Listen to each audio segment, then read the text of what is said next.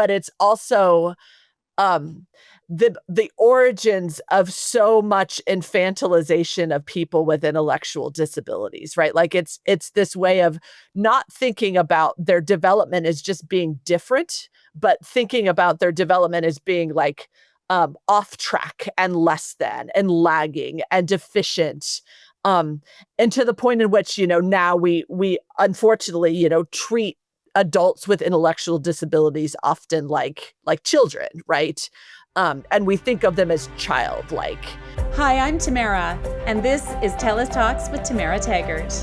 For over a century, IQ tests have claimed to measure intelligence, but they also decide who gets support, who is labeled, and who's left behind. Pepper Stetler saw this firsthand when her daughter Louisa was required to take IQ tests to access an education. In her book, A Measure of Intelligence, Pepper uncovers the history of IQ testing and why it's time to rethink what intelligence really means. I love this conversation. I hope you do too. This podcast is brought to you by TELUS Smart Home Security. Secure, simplify, and easily monitor your home from anywhere using the Smart Home Security app. Visit telus.com/smarthome-security to learn more about Canada's most trusted security provider. Hi, Pepper. It is so good to see you. I am thrilled to be here. Thanks so much for having me. Your book, A Measure of Intelligence, One Mother's Reckoning with the IQ Test, is become one of those books with me and my friends where every page has a highlight, there's bookmarks, there's little, pages folded over. It's a brilliant book. That is what I wanted. I'm so thrilled. Well, you know what? Now I just need everybody to read this book. I need everybody to read. That's also what I wanted. Exactly, right? Because I think that people might think, IQ test. Well, I've never had my IQ tested. Really? We're tested all the time, aren't we? Yes. That's one point I try to make is that,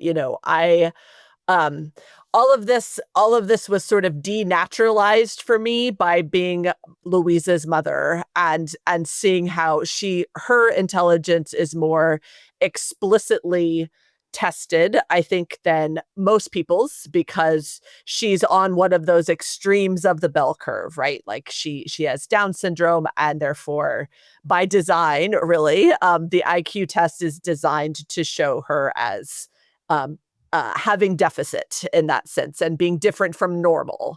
But the truth is that we are all part of this system, right? Like the way that we think of what intelligence is and the power it is given in our world is all, I believe, traced back to the IQ test in the early 20th century and how it developed. Somebody's listening and they're like, I don't even know what an IQ test is. What is the history? Yeah. Okay. So the first idea of measuring someone's intelligence through a series of tests emerges with this French psychologist named Alfred Binet around 1905. And he kind of develops a series of tests to define what a child should be doing at a particular age, right? So there was this sort of series of short tasks related to expectations for comprehension and reasoning and memory. There were things like, mimicking a pattern by stringing beads onto a cord, for example, or remembering a series of words 30 seconds after they were told to you. And some of these kinds of tasks stick around in the IQ tests that are given today, but they've changed in a lot of ways as well. So a child kind of proceeds through these exams until the particular task gets harder and harder until that child could no longer do the task. And then that's where Binet would kind of identify the cognitive age of that particular person. So at first, IQ and intelligence was expressed through mental age, right? So the language was kind of like, this person has a mental age of a 3-year-old, even though that they're chronologically 7 years old, right? And um, I remember when I was researching this was one of the first moments where I was like, oh, they do still do this, right? Because I remembered um, reading charts from therapists and psychologists when my daughter Louisa was in those like crucial, development years of sort of 0 to 4. And that's what they talked about. They would say like she's about at what we would expect of an 18-month-old when she's 3 or something. And I understand what they're trying to get at, but it's also um the origins of so much infantilization of people with intellectual disabilities, right? Like it's this way of not thinking about their development as just being different, but thinking about their development as being like off track and less than and lagging and deficient, um and to the point in which now we unfortunately treat adults with intellectual disabilities often like children, right? And we think of them as childlike. So that was kind of one of the first times where I was like, oh, this lingers with us in a lot of ways. So anyway, Benet kind of comes up with these first IQ tests, but it was really the American psychologist named Henry Goddard who turns this into a way of basically identifying and scientifically really diagnosing who is feeble-minded. That was the term that was used. And he develops a kind of hierarchy of feeble-mindedness depending on your IQ. He kind of comes up with this language where an idiot is someone who has no higher intelligence, a mental age of a 2-year-old. A 3 to 7 year mental age was an imbecile. And then a third classification of mental age from 8 to 12 was this term that he gives called a moron. And for him, the moron was the most dangerous to society because they could kind of easily slip into being mistaken for normal. And what eventually he's very interested in doing is taking this sort of pseudoscience he has developed into schools and sort of weeding out the feeble-minded from public schools. Because they're just too much of a burden on teachers. He takes this IQ test that he's basically taken from Benet into the United States and is giving it to immigrants at Ellis Island that are coming through, and uses it to show that like these immigrants are feeble-minded and we should not be letting all of these foreign people in our country. So this sort of racist aspect of intelligence tests emerge as well. But really, in my book, I mostly talk about how that idea of identification and segregation informs the special education system for a very long time. Not to mention the fact that this is also used as a excuse or a reason to sterilize people with an IQ that qualifies them as feeble-minded. So in a nutshell, that's basically how it kind of emerges in the early 20th century. Yeah, I mean, I know you're talking about the early 20th century, but it feels like you could be talking about now. I mean, right? I mean, that I have a son with Down syndrome. He just turned 18, Beckett, and last year last June, he had his psych ed is what we call it here in Canada. I know you're in Ohio. I the way we do things may be different than the way you do things, but it's the same. There's an IQ test. We're putting you in a box. You're this low. Yes, you'll get this funding. It's not very much funding, but you have to get tested in order to get this. And now I have this number that sits heavy on my heart that somebody has decided. And it's gross. That's the only way. It's just gross. And I remember the psychologist saying to me, Pepper, when she was going through the test about how Beckett did with me and my husband. And she's like, just so you know, so we test him against other 17-year-old, typical 17-year-olds. And I'm like, well, like, okay, like you've got him in a segregated classroom and have for the last 4 years. How do you think he, like you haven't integrated him? So do you know what I mean? I know I'm telling you things you already know. This seems so archaic, so gross. Yeah, it's gross. I mean, and there's ways in which kind of like you mentioned there at the end, there's this system in which they cannot win, right? Like there's this claim that intelligence is somehow measuring something inherent, right? Something biological, but at the same time, as it sounds like with your son, like his ability and opportunity to grow and learn has been restricted by social parameters, right? So it's not the divide between like biological innate capacity and social opportunity is very complicated, and people that have tried to sort of suss those things out as different have run into some real eugenics like ideas and ways of talking about intelligence throughout the 20th century. But I also wanted to say that kind of like you mentioned, the IQ test puts parents like me and you in a real bind, right? Because it's like, okay, I would rather not have my daughter subjected to this way of understanding her identity, understanding um, her potential in life. But yet, like in the United States, if she doesn't have that qualification for intellectual disability, she isn't going to get the support she needs to learn. She's not going to. She's not going to qualify for Medicaid if there's anything left of it in the United States when she qualifies.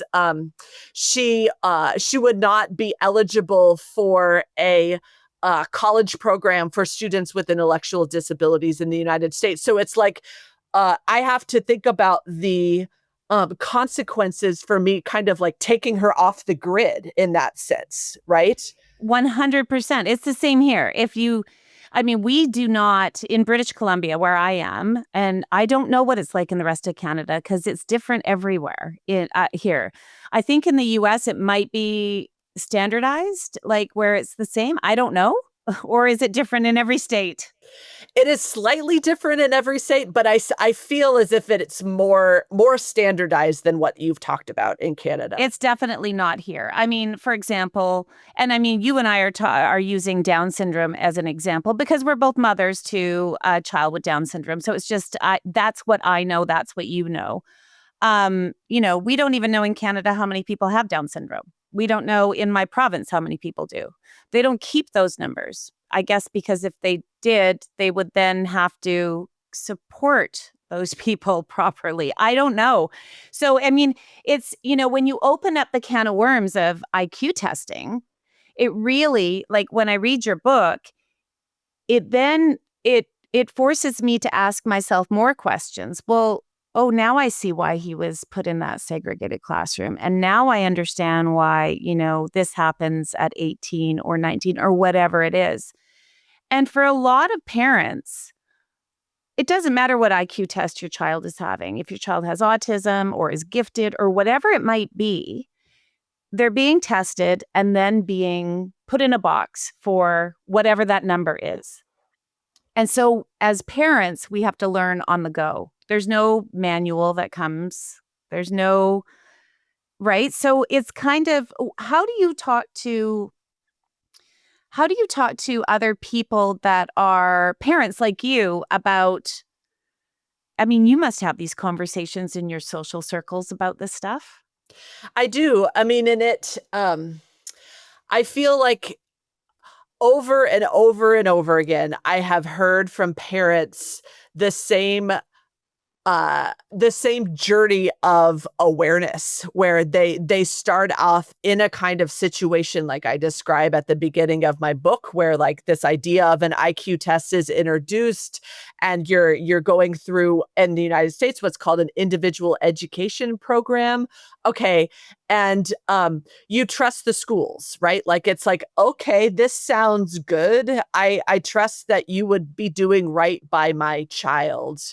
Um, but then something just doesn't feel right. And then they're like, oh, I didn't know.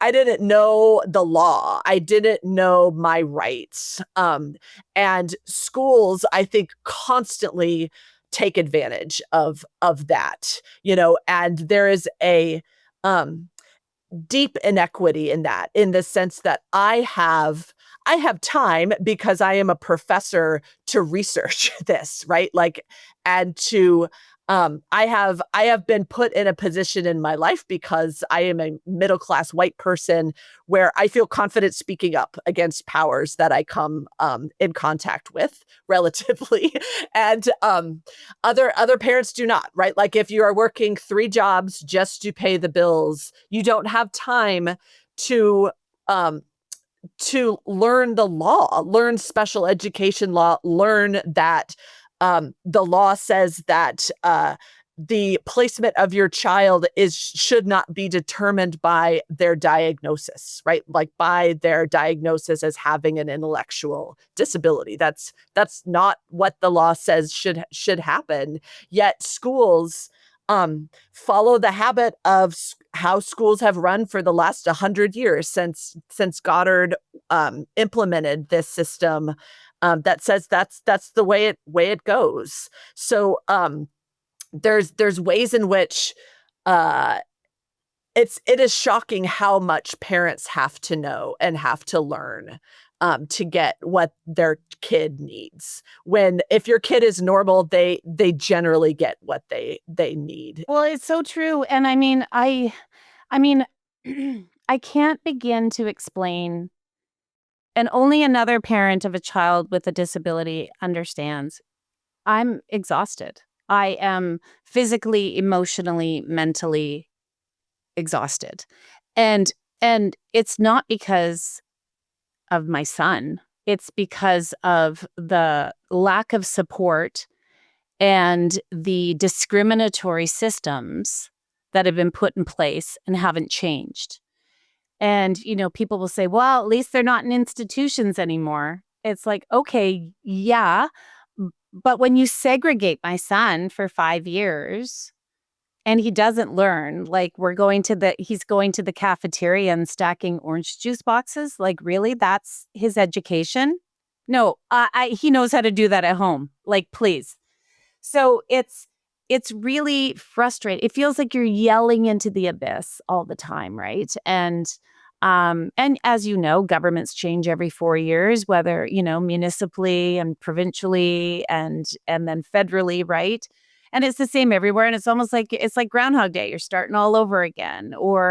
But really, I always say the elephant in the room is that, we have been, conditioned to believe that people like my son and your daughter don't have a valued place in society. That's what we've been taught. There are tests to eliminate my son. I don't judge anybody for what they do or whatever, but I mean, that's the reality. We have the resurgence of the R word. We have people saying things that are so hurtful and they don't care. They don't. And so it's this fight that, although we're all fatigued, it's almost like you have to pass the baton to your parent friend, and they'll take it for a bit and then you pick up that baton again. Right? Yeah, it's exhausting. I mean, and I find the most exhausting part of that to me is the assault of uh just people telling me about the bad behavior of, of my kid, right? Like uh putting all of the blame for how this system does not fit well for our kids on the kid, right? Like if they're acting out in class, it's the kids' fault, right? It's located in behavior rather than in the environment, right? Like, and this is one of the things I wanted people to see in my book, is that like we could change the environment. We could change the kinds of supports we give to people, the way that a classroom looks, what we expect of students in a classroom, and you know, that would take the kind of emphasis off the fact that it's the kid's fault rather than it's actually the environment's fault, and no kid is really to blame for that, right? Like, it's so much easier though to blame kids and put the kind of focus of the problem on a child. Absolutely. And when we talk about IQ tests, if we talk about Louisa or Beckett, getting that number, I mean, Beckett doesn't know. He doesn't even understand what it was that he went. He just, he had fun, he did his thing and he moved on. Um, but when we do that, they're not taking into account all the other parts of our kids when it comes to so-called intelligence, right? So, meaning, sure, you want them to memorize this or whatever, say this back or whatever it might be. Well, but what about his kindness? Or what about how funny he is? Or what about how he can see that someone sat across the room and he'll go over there and, comfort them? I mean, is that something that you think about?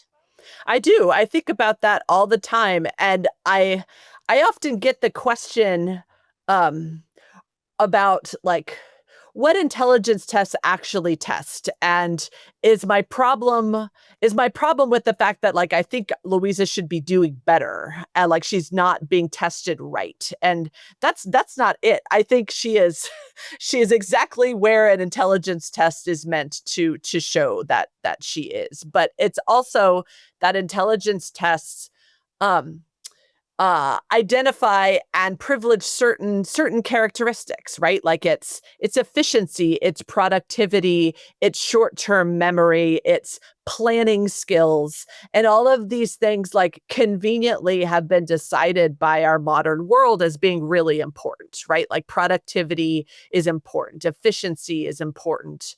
Um, we could also choose to think about intelligence differently, right? Like we could choose to value other things besides what an intelligence tests value. And that's kind of what I would like to see. And what I try to point readers to in the book is like these values are also harmful to everybody. And that is something I see in my college students too.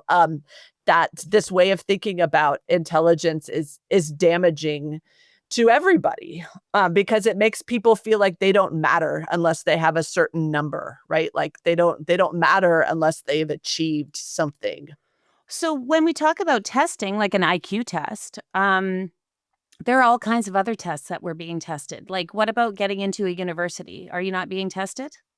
Yeah, and I mean that is also, there's a historical connection there to IQ tests where tests like the SAT and the ACT in the United States develop from the first kind of standardized IQ test that was developed by a psychologist named Robert Yerkes during World War I as a way of testing like millions of soldiers who should be on the front lines and who was intelligent enough to not be on the front lines. So they put those with the lowest IQs were the ones that got to be soldiers on the front lines. Yeah. Um, and so that from that they had a kind of standardized test that wasn't a one-on-one test, but you could it was a multiple choice test, and that eventually develops into the SAT and the ACT. And that begins to be like the standard of whether or not you get to access the opportunity of college. Oh my goodness. Yeah. Okay. So many questions to ask you. That one is really Like, that's something everyone can understand, no? Like, think about your child being tested about whether they're going to be on the front lines or not. But you have no idea that that's what that test is, why that test is happening. Obviously, you have no idea. It's just being done. Wow. I mean, and by World War One, I think there was enough of a fever of belief in statistics and in the quantification of intelligence through these kinds of tests that, like, people, they were starting to be in schools, and people knew of them, and they believed in them, right? Like, they believed in the science of eugenics. Exactly. One of the things we like to do on the podcast is thank our guests for being here by asking them to choose a registered Canadian charity. And you chose March of Dimes. So we are going to make a contribution in your name as a thank you for being here. So thank you for choosing them, Pepper. I really appreciate that. So when we think about testing and IQs, and the reality of it is we don't have a choice, right? In order for your daughter to go to school and get the support she needs to have an IQ test. In order for my son, here we don't do it all the time during school, because we have designations that haven't changed in so long. So, my son is under designation D, I believe, which is chronic health, which I still don't understand how Down syndrome is chronic health. But anyways, whatever. Um, um, and it's archaic and it's meaningless, but it's all about funding, right? It's about what funding he'll get in school. So it comes back to that. It comes back to that now. So now he qualifies, he'll get funding. So if I refuse to do any of that, he doesn't get funding. If you refuse to do all of that, Louisa might not get the support she needs in school, right? So that's high risk for us to say no to. That is like, what are we doing? We can't say no to it because we need this. How do we rethink intelligence? How do we do this? How do we change the system? Yeah, I mean, I think a place to start is to devalue it in a way. Like, I don't think intelligence tests are going away, but I don't think my daughter is going to be a neurosurgeon, to pick a kind of stereotypical profession of an intelligent person. But you know what, Pepper? I always say to people when I'm talking to them, government officials, I say, you know what? My son is not going to be a brain surgeon. He's not going to be an astronaut, and he's not going to be prime minister. But guess what? Either is your kid. So now let's have a chat about, right? And they all laugh or whatever. And I'm like, oh, I'm serious. Like, let's be real here, right? Like, but you're right. And that example to me just really highlights the fact that other people can keep that kind of mindset, right? Like, of the ambition of being a neurosurgeon. We don't get to keep that mindset. But also, maybe it doesn't matter. Maybe it shouldn't matter. Maybe we should value people for who they are, and not make people have to achieve something in order to matter in the world, or get a sense of they belong somewhere. That's another thing, is that intelligence, the way that we think about it today, tells people where they belong. Either they belong in this college or not. Either they belong in this classroom or not. And rather than focusing on segregating and separating everybody into their appropriate box. Like, what if we started from a place that everybody belongs? Everybody has value. That is what I want it to see. And so, like, I am asking for something that is, I think, pretty abstract, right? And pretty ambitious in a lot of ways. But well, I'm with you 100%, but, obviously, I always look I'm always going, well, what about, right? And because we both know, what about the families that don't want your kid in their kid's class because it will hold their kid back? And we know this happens. I mean, I've seen it in my own experience, right? Yeah. Yeah, it's really difficult. But isn't that part of the bigger picture? We've been led to believe that high intelligence is valuable and it means a good life and it means money and it means security and a good job and all of these things that we've been led to believe are very important. Yeah.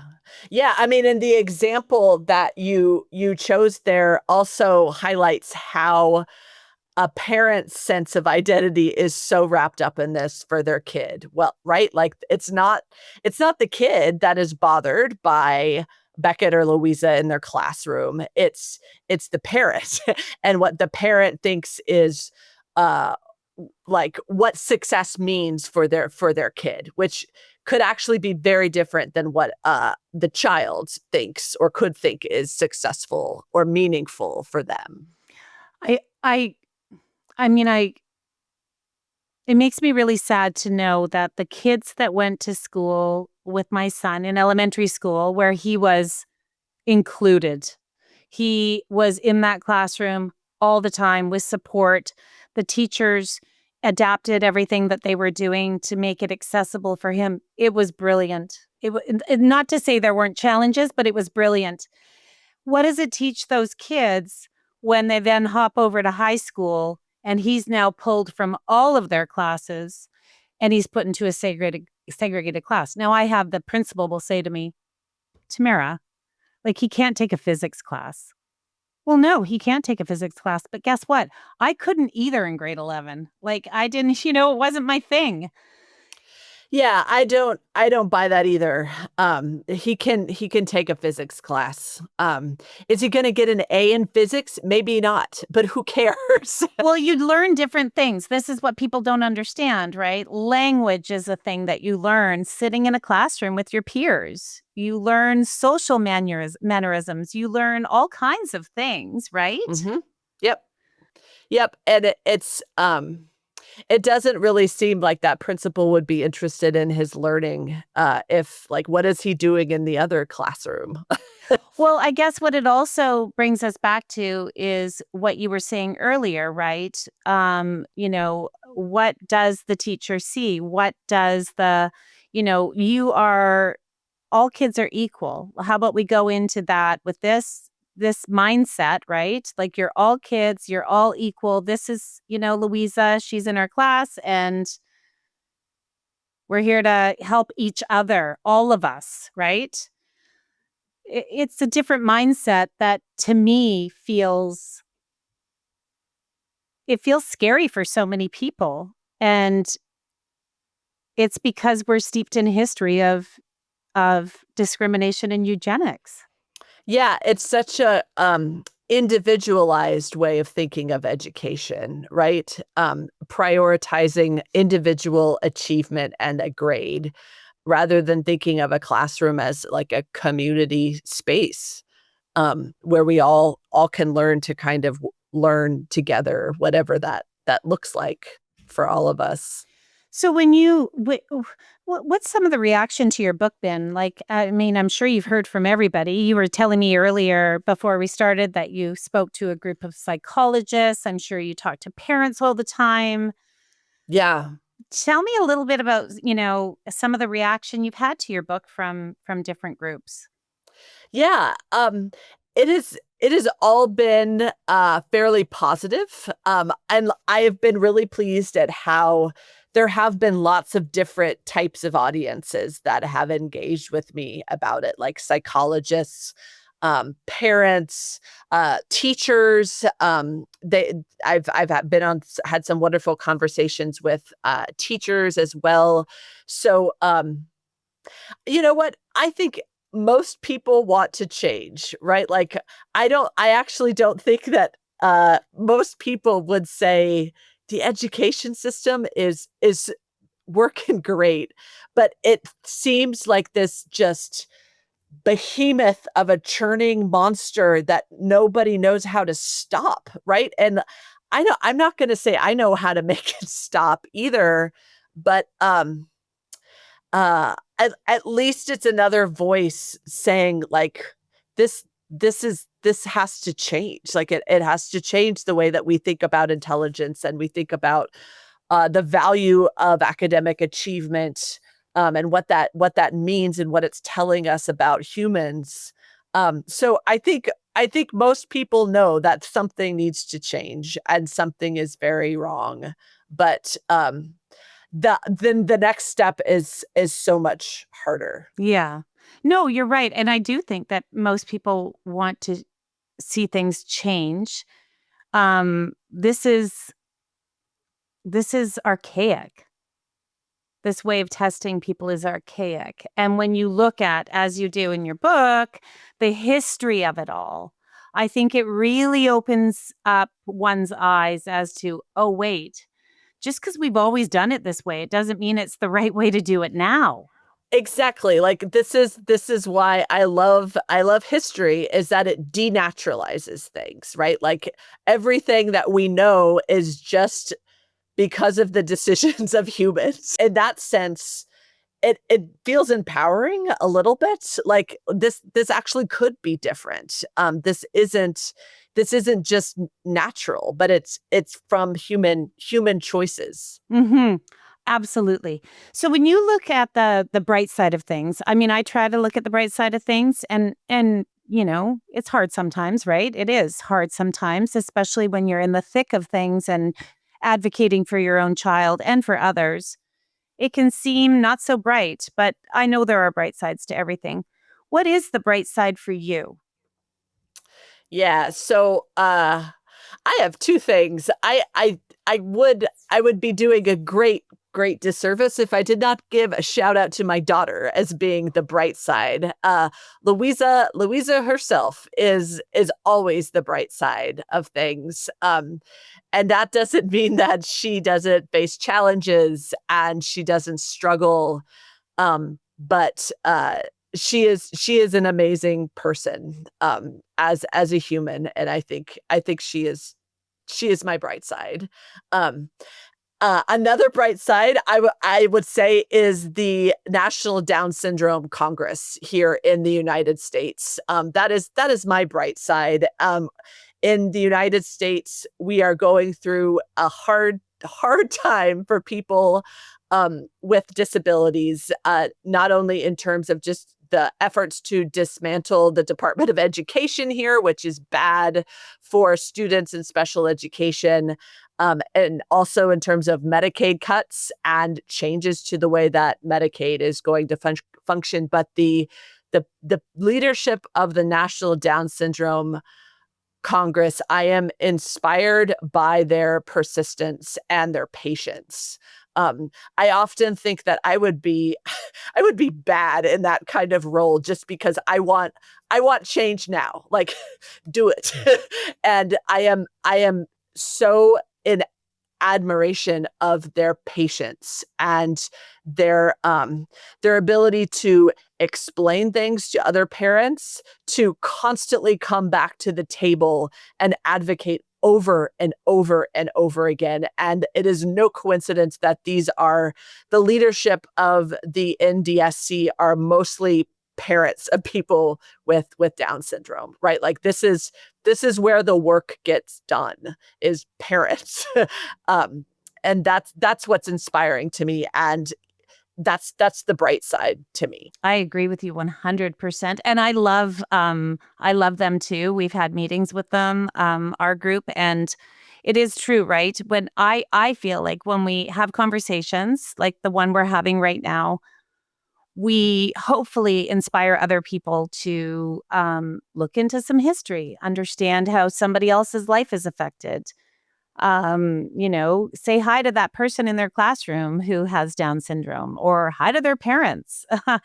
Invite somebody to a birthday party, understand that there is no such thing as normal, that we are all humans and we all have shared things. And, my son and your daughter have a lot of really great attributes, right? And they're different. Not, people with Down syndrome aren't all the same. And so I really appreciate your work. I love that you are an art history professor because you bring a history lens to the IQ test, and you bring a parent's lens. And this book is so accessible more than anything. Anybody can read this book. And you won't be able to put it down because it is, I'm telling you, my friend Katie is the one who told me about this book, and her book, she was going to lend me her book, but she couldn't because it is so marked up. It is like there are, pen marks everywhere and pencil marks everywhere and highlighter and pages turned. And it's, that's the sign of something really important and valuable for everybody. So I can't thank you enough for your work, Pepper. Honestly, like from one mother to another, you are, thank you. This is everything that we have all needed. This is this book that I'm holding right now, and I can't thank you enough for it. I feel really proud of that. I'm proud of everything that you just said. I'm proud of you. I really am. I don't even know you, and now I'm getting all teary.